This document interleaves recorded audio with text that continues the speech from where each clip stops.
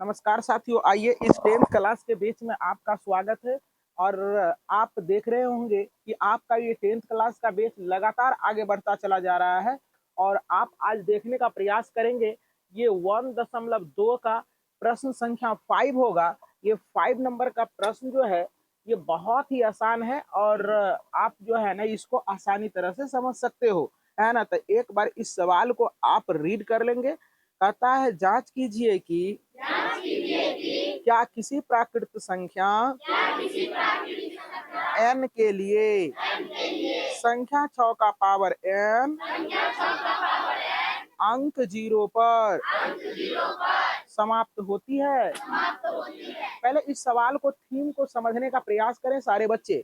कहता है संख्या जो है ना, ध्यान से समझने का प्रयास करेंगे।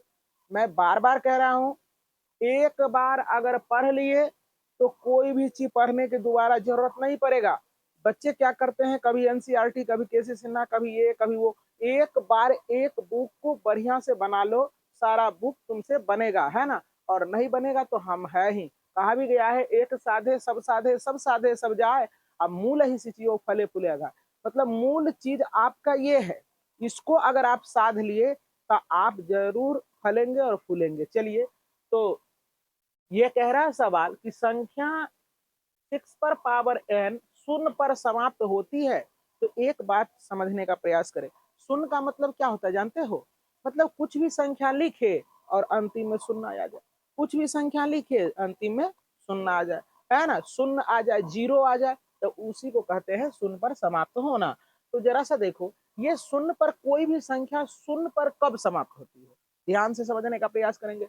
कोई भी संख्या शून्य पर तभी वह समाप्त हो सकता है जबकि उसका गुणनखंड 2 और 5 आएगा। 2 और 5 आएगा, तभी वह 2 पर समाप्त, सॉरी, शून्य पर समाप्त होगा, अन्यथा नहीं समाप्त होगा। तो चलो देखो, इसका गुणनखंड करते हैं। एक तरीका तो ये है, मेथड नंबर आपका 1 हो गया, आप इस तरह से बनावे, है ना।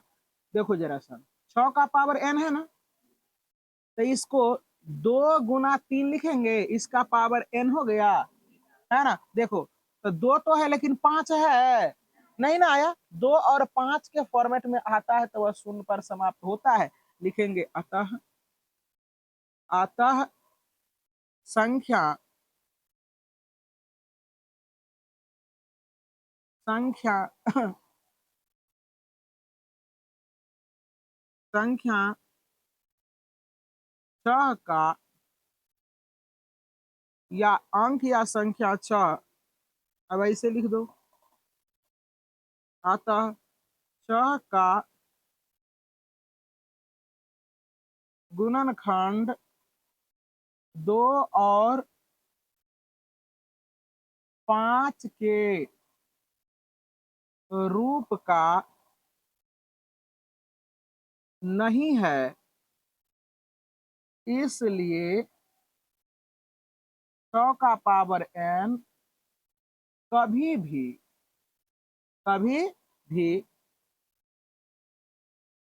शून्य पर समाप्त नहीं होगी। कोई बच्चा को दिक्कत? अब देखो जरा सा, एक तरीका तो आपका ये हो गया। याद रखना है, यदि उसका फैक्टर 2 और 5 आएगा तो शून्य पर समाप्त होगा, शून्य पर समाप्त होगा। अब देखो जरा सा, मेथड नंबर सेकेंड बताते हैं। जैसे तुम पढ़ो, मेथड नंबर सेकेंड में देखो, ये समझना है, बॉक्स में देखो 2 तो आया है लेकिन 5 नहीं ना आया था, इसलिए जरा सा देखने का प्रयास। अब है क्या 100 का पावर n, 100 का पावर n, जहां कहता है n प्राकृत संख्या, प्राकृतिक संख्या है। क्या है? प्राकृतिक संख्या। तो अब जरा सा देखने का प्रयास करो, अब प्रमाण इसका ले लो। इसमें बहुत बच्चा को क्लियर नहीं हो पाता है, ये तो हम जानते हैं, हम बना दिए, है ना। अब देखो तुमको प्रमाण दे रहे हैं, 6 का तो प्राकृतिक संख्या है, तो n का वैल्यू क्या हो जाएगा? n का वैल्यू 1 2 3 4 5 6 डॉट डॉट डॉट होगा। अब देखो 6 का पावर n है, 6 का पावर n है, तो 6 का पावर n है तो 6 का पावर n n है तो 6 का पावर पहले हम 1 रखेंगे तो 6 एक बार लिखेंगे तो अंतिम में 6 का अंतिम में क्या हो गया 6 ना आया 6 तो खुद अकेले है ना। अब देखो अब जरा सा देखो 6 का पावर प्राकृतिक संख्या n है तो अब क्या बैठाएंगे 2 तो 6 गुना 6 बराबर है क्या हो जाएगा 36। देखो 6 6 आ रहा है अब बैठाओ 6 का पावर अब प्राकृतिक संख्या 3 लो 1 लिए 2 लिए अब 3 लो 3 लेंगे तो 6 का पावर 3 है तो 6 गुना 6 गुना 6 होगा कितना हो जाएगा 216। ऊंचा बोल 6 का पावर 4 ले लो 6 का पावर क्या ले लिए 4 समझ रहे हो सारे बच्चे। अब देखो 6 गुना 6 गुना 6 गुना 6 करेंगे अब बताओ तू ही लोग कितना होगा 1296। कभी भी देखो कभी भी जीरो आ रहा है ना आ रहा है। अब 6 का पावर 5 लो अब करते रहो बेवकूफ की तरह है ना एक बार समझाए तो ना समझा तू लोग है ना भर दिन यही बनाओ। देखो 3 2 5 हो गया। अब 1296 में 6 से गुना करेगा कितना आएगा 77 और 76। देखो शून्य पर समाप्त हो रहा है ये 6 पर समाप्त हो रहा है किस पर अंतिम अंतिम संख्या को देखना है अंतिम संख्या को देखना है। देखो अंतिम संख्या 6 आया अंतिम संख्या 6 आया अंतिम संख्या 6 आया अंतिम संख्या 6 आया अंतिम संख्या 6 आया तो कभी भी 0 पर समाप्त होगा नहीं सर। होगा बच्चे नहीं सर। ना होगा नहीं ये कभी लिखेंगे अतः अतः 6 का पावर n कभी भी 6 का पावर n कभी भी कभी कभी भी शून्य पर समाप्त नहीं नहीं होगी नहीं होगी। अब देखो समझने का प्रयास करेंगे सारे बच्चे ये तो शून्य पर समाप्त तो होगा क्या नहीं सर। पता चल गया ना अब कोई ऐसा होगा कोई कहेगा कि यहाँ n न लिखना चाहिए उनको n जहाँ n प्राकृतिक संख्या के लिए तो यहाँ सूझता नहीं ऊपरे में लिखल है तो यहाँ न दिखाई देगा अगर मतलब अंधा है तभी तो वो ऐसा बोल रहा है ना। देखो इतने ढंग से सवाल को मैं करता हूँ है ना कोई भी दिक्कत नहीं रहना चाहिए क्या है ना। तो जहां किसी भी बच्चे को दिक्कत हो तो आप पूछने का प्रयास करें है ना क्या इसमें दिक्कत है कोई बच्चे को नहीं सर। एक तो पहला तुम्हारा क्या आया इसको साफ सुथरा मैं कर देता हूँ फिर से समझने का प्रयास करें। सबसे पहली बात एग्जाम में जरूरी नहीं कि 6 का पावर n ही पूछा जाए 6 का पावर n पूछा जरूरी नहीं है 8 का पावर n भी पूछ देगा और 10 का पावर n लिख देगा तो शून्य पर समाप्त होगा क्योंकि 5 दूना 10 सारा कॉन्सेप्ट क्लियर करो। अब ये अगर 10 का पावर n कर देगा तो 5 दूना 10 दुइयो आ गया और 5 आ गया तो शून्य पर समाप्त होगा ना। अब 8 दे दिया तो 8 का गुणनखंड करेंगे तो क्या क्या होगा 4 दूना 8 या चाहे दो दो दो दो 3 बार करेंगे तो वो कभी भी शून्य पर समाप्त होगा नहीं होगा होगा रे शून्य पर समाप्त होने के लिए ये आवश्यक बातें हैं कि उसमें 2 और 5 आना जरूरी होता है ना।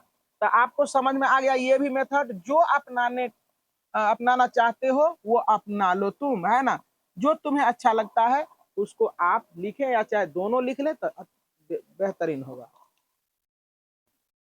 ये आइए प्रश्न संख्या 6 करते हैं। व्याख्या कीजिए कि 7 गुना 11 गुना 13 प्लस 13 और 7 गुना 6 गुना 5 गुना 4 गुना 3 गुना 2 गुना 1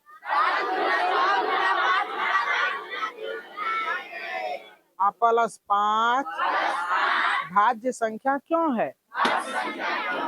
पहले समझने का प्रयास करें भाज्य संख्या होता क्या है प्यारे बच्चे भाज्य संख्या होता क्या है।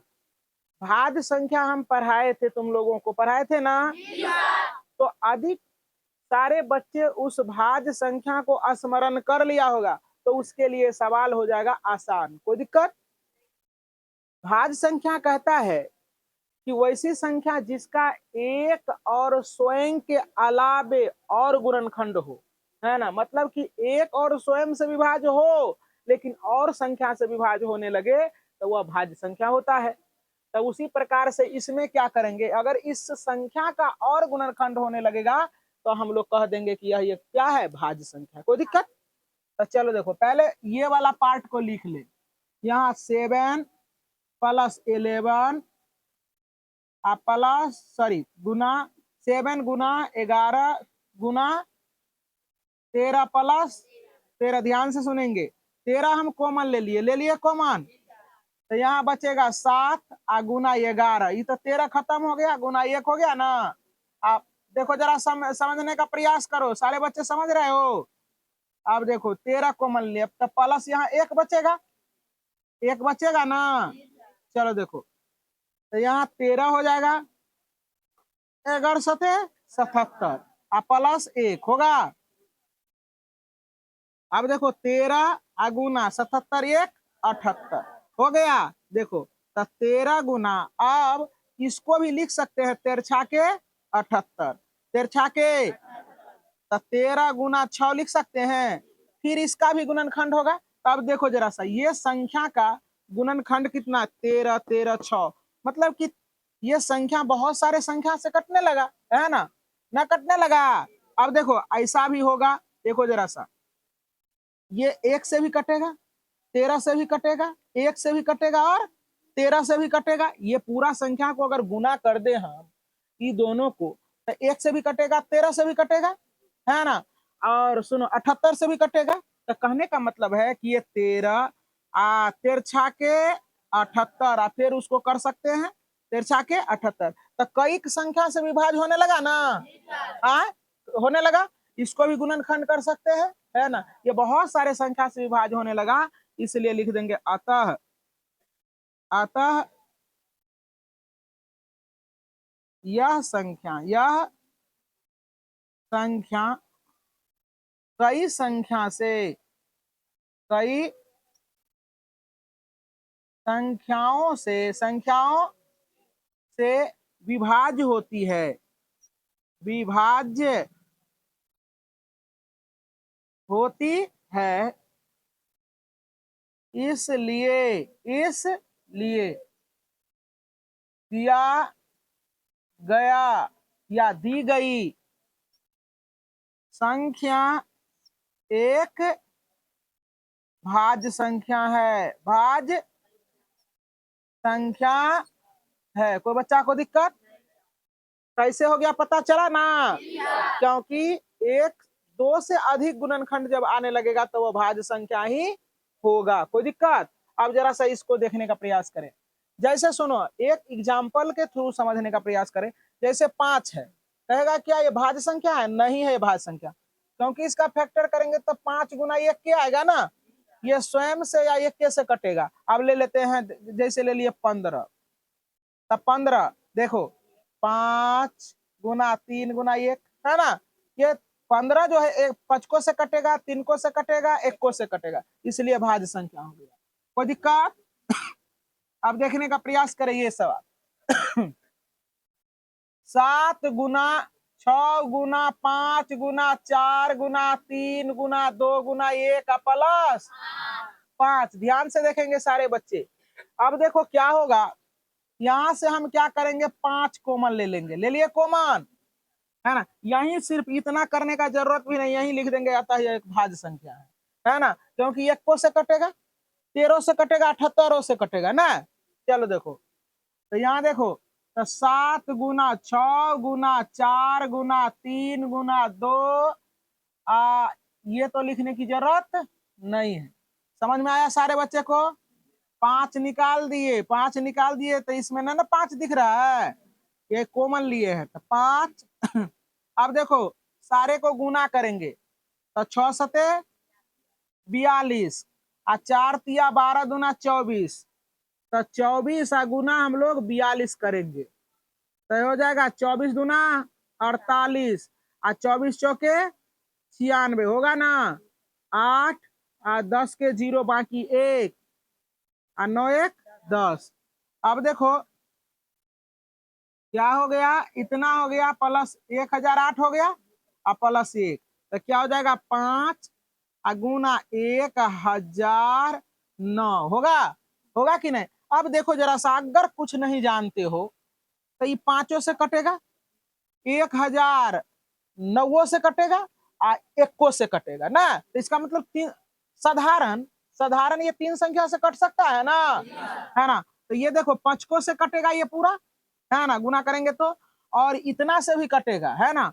अब इसीलिए इसको अगर हम लिख दें 5 गुना 100 सॉरी 1009 गुना 1, तो ये क्या क्या संख्या 3 संख्या से कटने लगा, है ना। ये 21 और खुदे से कटना चाहिए, लेकिन ये क्या हो गया 5 को से कटेगा, 1009 से कटेगा, 1 को से कटेगा, तो इसका मतलब ये क्या हो गया, भाज्य संख्या हुआ कि नहीं हुआ। समझ में आई बात, है ना। एक एक ही बात समझ लो, जब गुणनखंड स्वयं केवल एक या स्वयं आवे तब ये वह क्या होता है, क्या होता है, अभाज्य संख्या होता है। और नहीं, अगर वह स्वयं और एक के अलावे कुछ आया तो वो भाज्य संख्या हो जाता है, कोई दिक्कत, क्योंकि उसका गुणनखंड 2 से अधिक होने लगा ना, इसीलिए। तो देखो 2 से अधिक गुणनखंड है, लिखेंगे अतः अतः दी गई अतः उपर्युक्त, अच्छा दी गई संख्या एक भाज्य संख्या है। कोई बच्चा को दिक्कत, बहुत आसान तरीके से हमने इस सवाल को किया है और आसान तरीके से आप इसको समझ लें। तो चलो देखो, साफ सुथरा कर दे रहे हैं बच्चे, समझने का प्रयास करें। इस तरह के सवाल अगर आवे तो आप डरे नहीं, केवल आप क्या करेंगे, इसका गुणनखंड करेंगे कॉमन लेके। इस जरूरी नहीं कि यही सवाल आ जाए, कुछ दूसरा भी रहेगा, तो आप इसी तरह से कॉमन लेके और उसको गुना में लिख देंगे। इसका मतलब 2 आ गया तो 1 से तो कटवे करेगा, तो इसलिए यह क्या हो गया, भाज्य संख्या। ये नहीं भी करेंगे कोई दिक्कत की बात नहीं है। उसी प्रकार से इसमें आप करेंगे, है ना। और देखो जरा सा 5 और 1009 आ गया, इसका मतलब 2 संख्या तो ये है, एक संख्या और एक भी होगा, है ना, क्योंकि 1 से तो सब विभाजित होता है, अतः दी गई संख्या क्या है, एक भाज्य संख्या। तो चलिए आइए, प्रश्न संख्या आपका इस एक्सरसाइज का लास्ट है, तो इस प्रश्नों को रीड करने का प्रयास करें, और आपके एग्जाम के दृष्टिकोण से ये काफी इंपोर्टेंट हो जाता है। और ज्यादा लंबा चौड़ा ये सवाल लिखा हुआ है, तो इसको आप लंबा चौड़ा पर नहीं जाएंगे और आसानी से ये सवाल बन जाता है ना। तो पढ़िए, किसी खेल के मैदान के चारों ओर एक वृत्ताकार पथ है, इस मैदान का एक चक्कर लगाने में सोनिया को 18 मिनट लगता है, जबकि उसी मैदान का एक चक्कर लगाने में रवि को 12 मिनट लगते हैं। मान लीजिए वे दोनों एक ही स्थान पर एक ही समय पर चलना प्रारंभ करके एक ही दिशा में चलते हैं, कितने समय बाद वे पुनः प्रारंभिक स्थान पर मिलेंगे। ध्यान से समझने का प्रयास करेंगे सारे बच्चे, बहुत आसान सवाल होता है, इस तरह के सवाल बोला जाए। तो चलिए, इस तरह के प्रश्न को बनाने के लिए ऐसे ऐसे प्रश्न आपको किसी भी तरह से पूछा जा सकता है। सोनिया, रवि और सोनिया भोनिया कुछ भी रह सकता, और नाम आगे बढ़ा सकता है। अब कहेगा कि जैसे 3 आदमी दे देगा और कहेगा इतना मिनट इतना मिनट इतना मिनट लगते हैं, तो ये प्रारंभिक स्थान पर कब मिलेंगे। मान ले, सुनो ये लड़का यहाँ से चलना प्रारंभ किया, अब देखो इसको क्या रहा, ज्यादा समय लग रहा है, इसको कम समय लग रहा है, तो कहता है किस समय यह एक बिंदु पर मिलेगा, है ना। 4 लड़की 5 लड़की कितनों भी दे दे, घबराने की जरूरत नहीं है। इससे घंटी वाला भी सवाल आते हैं कि एक घंटी इतना मिनट में बजता है, दूसरी घंटी इतना मिनट पर बजता है, तीसरी घंटी इतना मिनट पर बजता है, तो सारे घंटी किस समय में एक साथ बजेगा। एक साथ जब ही लगा दे तो लघुत्तम निकालना है। क्या करना है? एलसीएम समझता है ना। तो इस सवाल को भर टोला का जो सवाल लिखा है, इसको इससे डरेगा ना ना। आराम से इसका क्या करना है, इसका लघुत्तम निकालना है। तो चलो देखो, तो क्या करेंगे लघुत्तम निकालने के लिए, देखो 18 लिख देंगे और थोड़ा सा स्टैंडर्ड विधि से, है ना। तो चलो देखो 9 दूना 18, तो 2 गुना 3 गुना 3 होगा। ध्यान से समझेंगे सारे बच्चे। 3 तिया 9 दूना 18 होगा। अब देखो 12 है, तो 12 है तो 4 तिया 12, 2 गुना क्या हो जाएगा 3 होगा रे बच्चे। अब एलसीएम निकालेंगे। एलसीएम निकालने के लिए 2 का पावर अगर 2 ले लिए तो यह 2 आ गया, है ना। अब देखो जरा सा 3 का पावर अगर 2 लिए तो सब 3 आ गया। यहाँ बहुत बच्चे को समझ में नहीं आया होगा। देखो जरा सा, इसको हम लोग क्या लिख सकते हैं, 2 गुना 3 का पावर 2 ना लिख सकते हैं। इसको हम लोग क्या लिख सकते हैं, 2 स्क्वायर गुना 3 ना लिख सकते हैं। तो 2 का मैक्सिमम पावर जो ले लिए तो सारे 2 आ गया, है ना। अब जरा से देखो यहाँ जो है ना, हम 3 का पावर 2 ले लिए तो मैक्सिमम पावर वाला ले लेते हैं तो सब आ जाता है, कोई दिक्कत उसमें, ये भी समा गया, है ना। तो अब जरा सा देखो, इसको 2 दूना 4 और यहाँ 3 तिहाई 9, 9 चौके 36, आनी लिखेंगे। अतः सोनिया सोनिया और रवि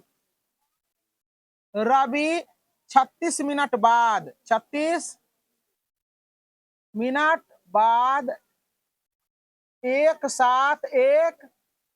साथ मिलेगा, है आंसर। हाँ, तो यही आपका हुआ उत्तर और इसी के साथ आपका ये एक्सरसाइज भी हुआ फिनिश।